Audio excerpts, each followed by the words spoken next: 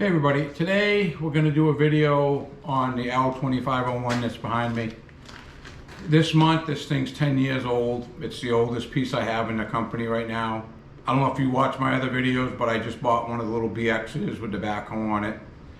While I was there, I was looking at some other tractors, and I've got a couple different ways of getting rid of this. I got a couple different people interested in it. I brought it in now because we're going to clean it up a little bit.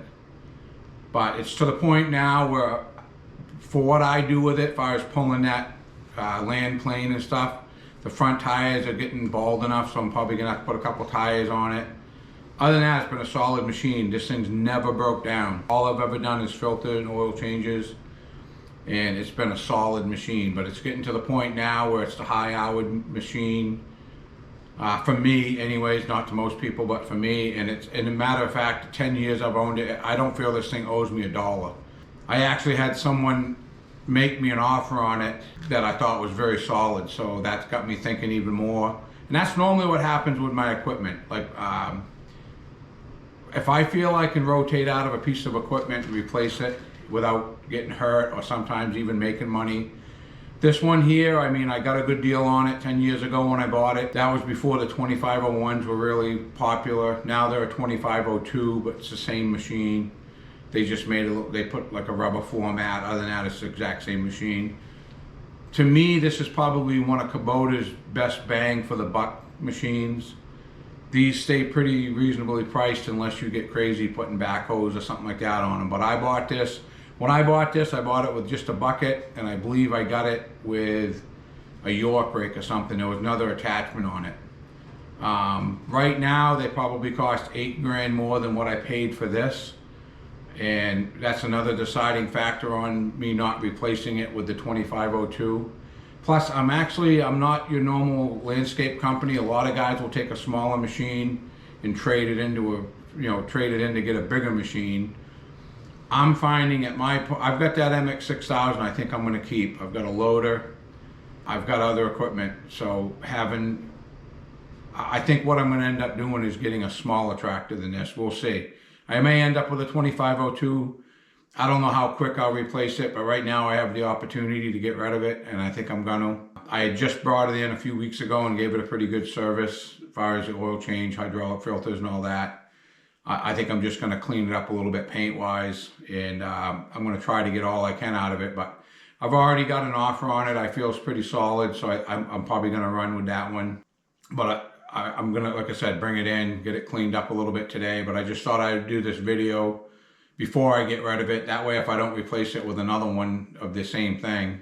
Like I said, now they're called the 2502. What they did is they put a rubber floor mat in them now, changed a couple things, made them a little bit fancier. I think they put a better seat. Overall, the machine's still the same machine, right to a T. Other than they're making it, to me, they're making it more like a B series. The B series, this is the first of the L series. The 2501 is the smallest L series you can get. But if you look at the 2502, they've done some of the stuff that you see on the B series that Kubota sells. It's got a better seat, better rubber floor mat. This has no mat on it. But I just want to do this video before it disappears because I want to let people know this has been one of my best machines I've probably ever owned. As far as it's never failed me. It does everything well, even though it's only a 25 horse. I run a 5-foot bush hog on the back of this. No issues at all, power-wise. I don't believe you're gaining, and I'm going to tell you this too. I had a 3901 with a backhoe on it for a while. I bought brand new. The only time you could tell the difference between the 2501 and that 3901 in the power is if you were going up a hill in high range. That's when that 39 horsepower came into hand. Other than that, running bush hogging with this or anything, I didn't feel there was a big difference power-wise. It's crazy. I was less impressed with the 3901 for what I paid for it with the backhoe on it than I was this. And this stayed and the 3901 left. So, and again, it wasn't a bad tractor. I just thought for the price difference, it had the backhoe on it. And I just had, again, something happened where I had a chance to rotate out of it and not get hurt, so I did. It was also, like I said, I didn't feel it was doing a heck of a lot more than this would. And so we kept this. And like I said, everybody grabs this. My wife, you'll see maybe in videos. I don't know if we've done since I started YouTube, but everybody uses this. My wife, my kids, my brother, my son-in-law. This is the machine that someone grabs if they want to borrow one at their house or whatever. This does everything well too. I got a rototiller that I've used on it, does well. It bush hogs real well. For the most part, the last few years, I'll show you what I've been doing with it. Pretty much the last 3 years of its life, it's spent most of it pulling this thing around. I do a lot of camp roads and I do a lot of long driveways. I grade them with the grader system you see on my MX6000, but I always fine tune the edge of the roads with this thing. This is a Land Pride Land Plane. The actual number is there. It's a GS 1572, which the 72 is how wide it is. Again, that's probably, I had box blades before that. I always thought worked well. Then when you get one of these, it's unbelievable how nice this does, you know, on cleaning up roads, driveways. The canopy's been smacked around pretty good and cracked. But like I said, I'm just gonna give it a quick buffing, clean it up, decide which way it goes. But it's pretty much gonna be gone, I think, within the next week. So, some part of me doesn't want to get rid of it. And then overall, this is the oldest piece of equipment that I got. This is one, when I got it, I welded that onto the bucket, that little apron, because we were loading a lot of bark mulch and stuff like that with it. And when you went up high enough to dump it into like the 1-ton 4-wheel drive, it would spill off the back, so we welded that on. I was going to keep the bucket off from it, and I just don't want to go there. I got this tractor, and I got one log grapple I think I'm going to sell and put that money towards the new machine, whatever it ends up being. I am leaning towards a B series, so you may see a video coming up. It'll probably be in the spring. I don't really want to spend any more money where it's kind of like in the middle of winter. I just bought that BX because it was a good deal. The front tires may not look bad to some guys, but when this thing's dragging that box up a hill, and this isn't 4-wheel drive, you're going to want tread on those tires to pull it up the hill. Once in a while you get aggressive feeling that, you know, that gets full of dirt. You know you're dragging something. But I just want to put it out there. This 2501 to me is probably in the top 5 Kubotas that I've ever owned. The best bang for your buck there is. And this will do so much more than people give it credit for. To me, this is probably the best 25 horse tractor out there. They're simple. There's no bells and whistles to it. It's got the simple seat on it. It doesn't have rubber mats. It's got the hump, which some people don't like, but I'll tell you, this machine has just done very well with everything it's done for me. And there was a few years I did a lot of bush hogging with this, and it's no problem at all. Mid-range, going as fast as you want to go. It mows down whatever you go over. I normally do put a grapple bucket on the front, and I kind of like, when I'm going through a field I don't know, I normally have that down fairly low, knocking stuff down so I don't hit rocks and stuff. This tractor has seen some action. That hood's been painted probably 3 different times over the years. The headlights have been replaced in it more than once. Grill guard I kind of made. I took the last one that was on there. I bent that back so many times, and finally I couldn't get it straight, so I welded it up. And maybe that, just something I was bored. It was one of the winters we had that was slow, and I made that a little bit better so sticks wouldn't come in. It's normally when you're grabbing brush with the grapple, a stick will come through the back of the grapple, and that's when you normally smack a headlight out of it.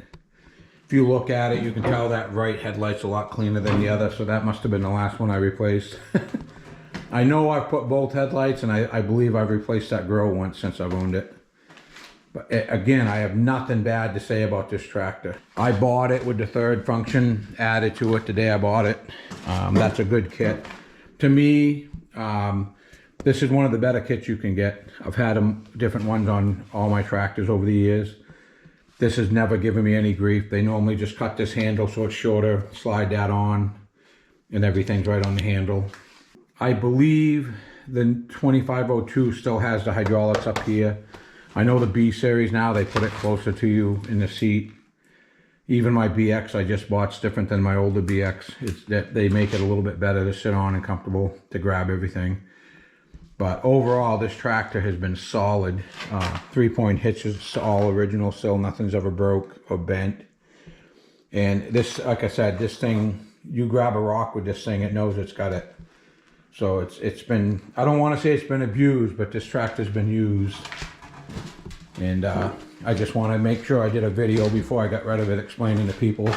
And like I said, I don't want to say it's not going to get replaced with a 2502, but I don't think I want to spend that kind of money again. To me, the price of the 2502, it's probably better than $8,000 more than I paid for this 10 years ago, which you've got to allow for some inflation, but I don't think they changed enough on the tractor. I also think tractor prices have gone crazy the last few years, and I think they might come back down to earth as sales slow down. We'll see. I think you're going to see that happening too. The tractor market and the truck markets I believe that's going to get knocked down a peg in the next few months if they want stuff to move.